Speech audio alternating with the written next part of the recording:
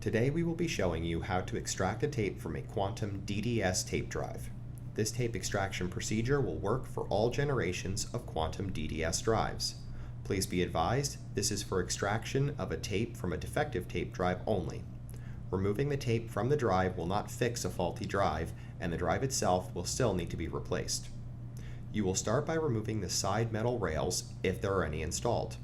This will require either a Phillips or Torx screwdriver.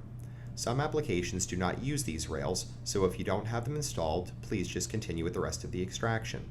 Also, once the rails come off, you will want to remove the faceplate. Now you will need to use a small flathead screwdriver. Insert the screwdriver in the hole in the back right side of the drive. Rotate the screwdriver clockwise to start rewinding and ejecting the tape. This procedure can take quite a bit of time. You will eventually see the tape start to come out of the drive, and you will just need to keep turning the screwdriver until enough of the tape is out of the drive so you can grab it with your fingers and pull it completely out. If you are returning the defective drive as a core exchange to the Rocket platform, you do not need to reassemble the drive. Simply ensure that all screws and other small parts are included in the anti-static bag with the drive before shipping it back to us.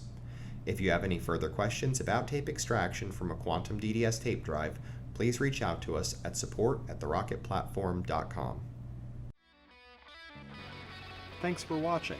This has been another video by the Top 10 USA Video Production Team. We look forward to sharing more content with you going forward, so please check out our YouTube channel and please subscribe so that you get notified whenever we release a new piece of content.